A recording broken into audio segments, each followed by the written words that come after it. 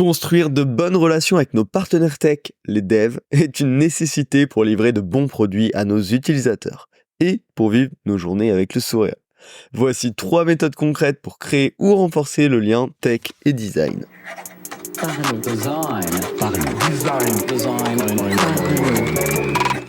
La saison 7 de Parlons Design est sponsorisée par The KKOS Theory, le studio spécialiste du design d'interface et des design systems. Salut, c'est Romain Pinchna, bienvenue dans Parlons Design pour discuter collaboration tech et designer. Bien collaborer, c'est tout simplement être en confiance, s'écouter et pouvoir travailler efficacement ensemble au quotidien. Et clairement, à mon sens, de mon expérience, il y a des pratiques qui aident à créer ou garder en bon fonctionnement cet état de collaboration. Bien évidemment, là je vous proposais, on va dire des petites astuces, des petits hacks, des pratiques, on va dire, qui aident à ça. Mais clairement, ce qui est la clé pour que tout ça réussisse, c'est l'honnêteté, de vraiment s'intéresser aux gens avec lesquels on travaille, de comprendre leurs problématiques, de prendre plaisir à discuter, à collaborer avec eux. Donc l'un ne va pas sans l'autre, c'est pas des techniques de manipulation dont on va discuter dans ce podcast, juste des outils que j'ai pu mettre en place, qu'on a pu mettre en place avec conviction et qui ont aidé par le passé à créer une bonne synergie d'équipe. Et donc je me suis dit que ça valait le coup qu'on en parle dans cet épisode. Clairement, c'est des techniques que j'ai un peu utilisées par hasard, on va dire naturellement, et qui n'avaient pas la forme de technique initialement. On avait un bon esprit d'équipe, donc je me suis dit que c'était des éléments qui avaient probablement aidé. Et c'est pour ça que je vais vous partager ces 3 pratiques tout de suite dans Parlons Design, et j'espère que ça pourra vous aider. La première pratique qui est assez cool pour renforcer le lien tech et design, c'est ce que on a appelé les work and talk sessions. Donc le principe, il est tout con, c'est des sessions de travail en commun dans une ambiance détendue. Donc on va tout simplement définir un créneau. Là-dessus, moi ce que je vous recommande, c'est pas de définir un créneau régulier dans le calendrier, parce que ça va rendre la chose justement pas très naturelle, un peu plus professionnelle. C'est plus de temps en temps, peut-être une fois par semaine ou autre, envoyer un petit message à l'équipe concernée en disant tiens, c'est quand que ça vous dirait qu'on fasse un petit work and talk ensemble, quels sont vos dispos, qu'est-ce qui vous arrange. Et justement, évitez d'en faire un événement trop administratif, que ça reste un événement détendu de bout en bout, même dans l'organisation. Donc on bloque un petit créneau d'1 heure à un moment. On se retrouve sur ce créneau-là dans une salle ou sur un Meet, mais l'idéal pour l'environnement, c'est qu'on soit dans un environnement où on a la possibilité de discuter librement. Donc on va pas rester dans un open space, là où on va gêner potentiellement les gens qui seraient autour. On va trouver un endroit où on va avoir la possibilité de parler, potentiellement de travail, potentiellement de choses à côté. Et ça, c'est très important pour le setup du work and talk. Et derrière, pendant la session, chacun va travailler sur ses propres sujets. Pas besoin d'avoir des sujets communs, c'est pas une session de travail commune. Chacun va travailler sur ses sujets, donc les développeurs vont développer quelque chose, les designers vont travailler sur leur sujet de design du moment. Et pendant qu'on travaille, on va pouvoir discuter un peu de nos vies, de nos problématiques, potentiellement aussi des sujets immédiats sur lesquels on est en train de se travailler. Ça va être l'occasion de se partager les choses qu'on est en train de faire en live, de demander des petits coups d'œil, de demander des petits feedbacks à droite à gauche, d'exprimer les choses sur lesquelles on aime bien travailler actuellement, d'exprimer les choses sur lesquelles on bloque un petit peu aussi actuellement, etc. Et en fait, par ces sessions de work and talk, c'est à la fois une bonne option de partager qu'est-ce qu'on fait réellement au quotidien, à quoi ça ressemble, de partager aussi nos réussites et nos frustrations, et du coup de créer une meilleure empathie avec les autres, et bien sûr d'écouter aussi tout ce que les autres ont à partager. C'est une grosse partie du work and talk. Donc les gros avantages de cette méthode, c'est que globalement c'est des petits créneaux hyper agréables, c'est des créneaux un peu détente quand même. C'est l'occasion de discuter et de partager. Et donc forcément, quand on partage comme ça, on crée du lien. Et de mieux comprendre les problématiques des gens qui nous entourent. Bien sûr, le seul petit point négatif, on va dire, de ces work and talk sessions, c'est que vous allez pouvoir potentiellement faire que du travail de bas focus. Ça va être dur de rédiger par exemple des contenus, rédiger un rapport, rédiger un guide d'interview utilisateur dans cette situation-là, parce que on discute, on fait plusieurs choses à la fois, donc c'est pas l'idéal. Mais par contre, c'est très adapté à du travail de conception de maquettes, à du travail de conception de wireframes, où souvent on est capable, en plus de faire ça, de pouvoir discuter un petit peu en parallèle. Et donc, va falloir trouver le bon équilibre là-dessus. Et justement, c'est tout l'enjeu du Work and Talk, c'est trouver cet équilibre travail, chacun est un peu sur ses projets, et en même temps discussion. Si on est que sur du travail, globalement, on va perdre pas mal de l'intérêt du Work and Talk. Si on est que sur de la discussion, on va aussi un petit peu perdre l'intérêt malgré tout de compréhension des problématiques professionnelles de chacun. Donc, il faut réussir à trouver cet équilibre qui va être propre à votre équipe, propre à vos personnalités.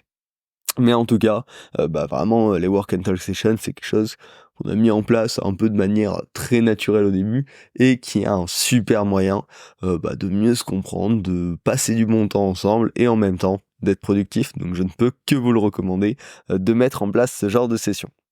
La deuxième astuce pour améliorer le lien tech et design, là elle vient 100% de l'initiative du designer, c'est de faire de l'user testing avec les équipes techniques, avec les développeurs, dès les premiers early prototypes.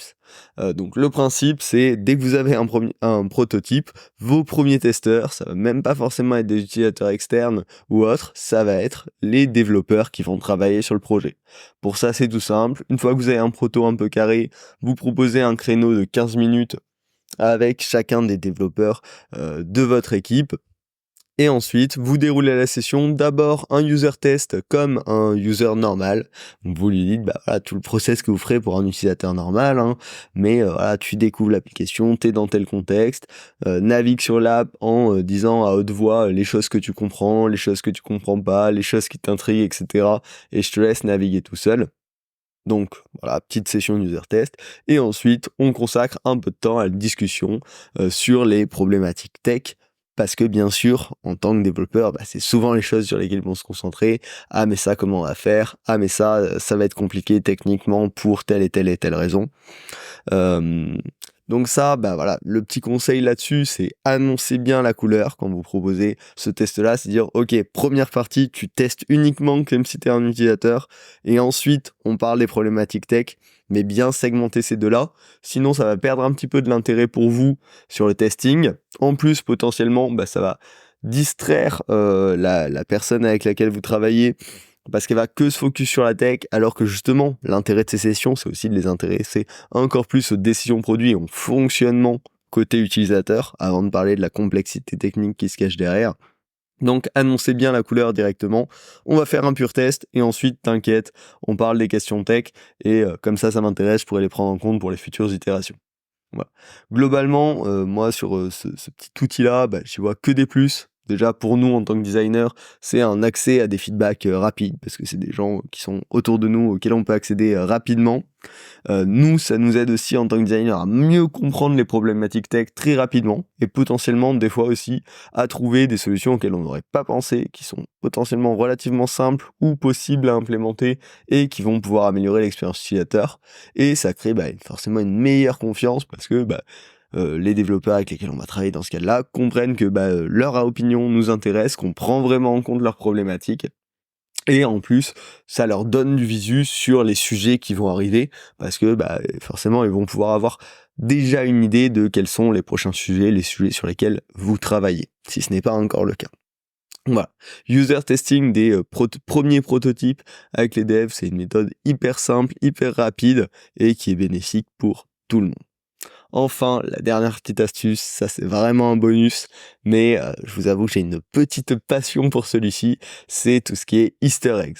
Donc le principe est tout con, c'est dans vos designs, dans vos prototypes, et des fois dans les choses qui vont aller en production, vous allez cacher des petits Easter eggs, donc des surprises, des trucs un peu discrets, qui sont cachés dans l'interface et qui font des petites références à des choses que l'équipe aime bien, à laquelle l'équipe s'intéresse.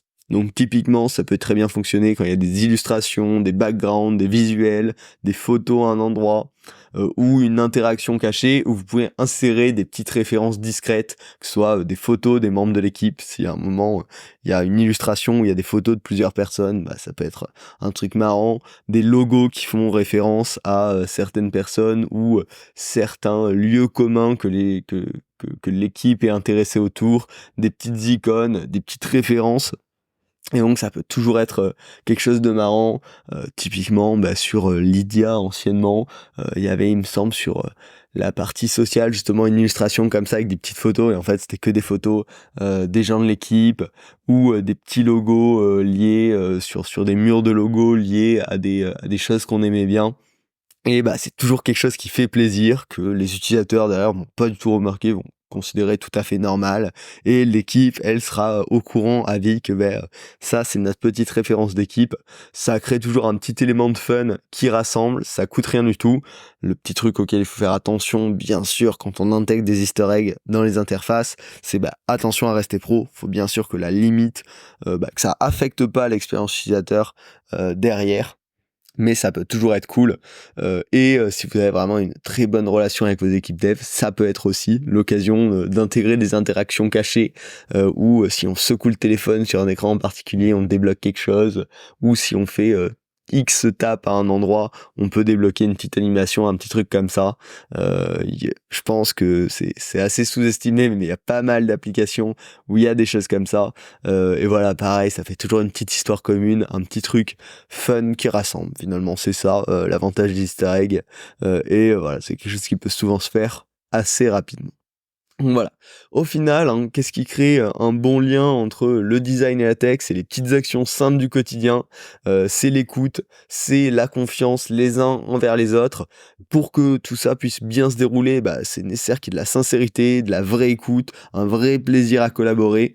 Voilà, c'est à tout le monde de faire le travail pour que cette relation puisse se créer. À vous et à nous de faire le taf ensuite, mais voilà, c'est pas de la manipulation, c'est juste des petites actions simples du quotidien qui font quelque chose de bien, un environnement de travail agréable. J'espère que cet épisode vous a plu et que ces 3 petites pratiques pourront vous aider. Si c'est le cas, pensez bien sûr à vous abonner au podcast et surtout à le noter, à laisser un 5 étoiles sur votre plateforme d'écoute préférée. On approche les 100 reviews sur Apple Podcast et on doit être autour des 80 sur Spotify. Donc si on arrive à taper cette barre des 100 d'ici la fin de la saison 7 qui approche, là on est plus que 5-6 épisodes, ce serait un régal. Voilà, pensez-y, un petit commentaire, un petit 5 étoiles, en fait ça motive énormément à continuer Parlons Design. Bref, on se retrouve la semaine prochaine pour un nouvel épisode. Salut. Parlons design. Parlons design. Parlons